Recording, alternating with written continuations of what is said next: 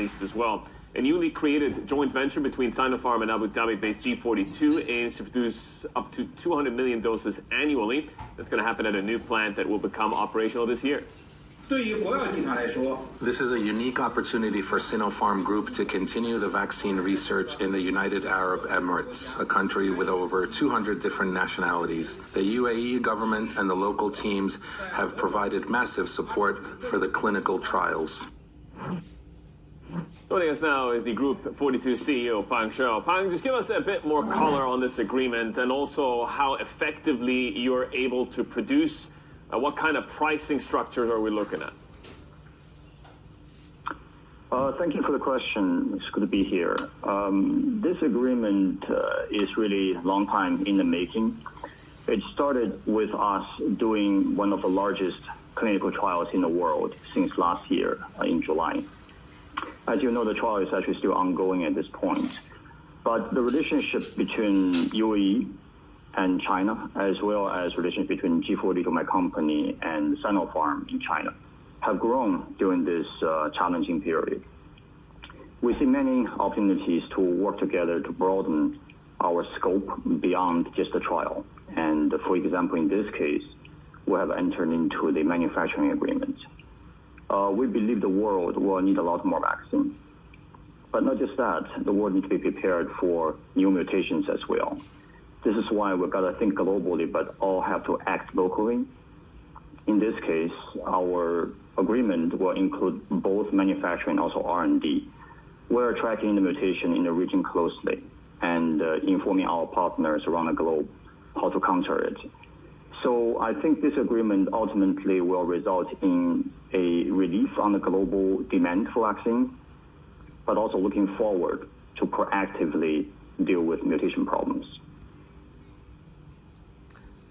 Peng, good morning. It's Manis alongside Yusuf. How will you select the other countries that the vaccines you produce here will go to in the first instance? Will the UAE government join you in making that decision, or will it be you? How will you drive this decision and allocation?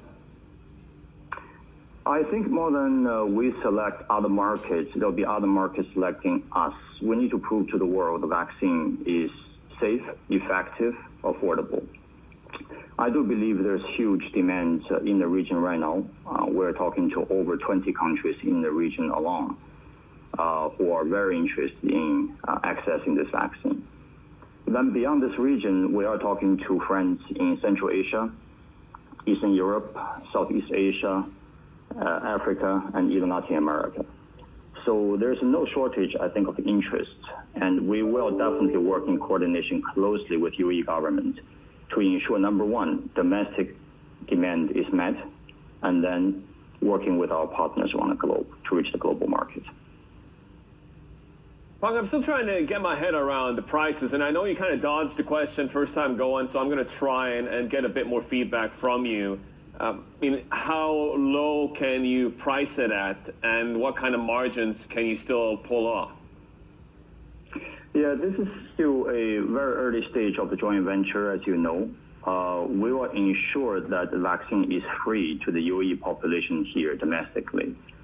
We are looking at scaling up our production volume significantly over this year. You saw our target of 200 million.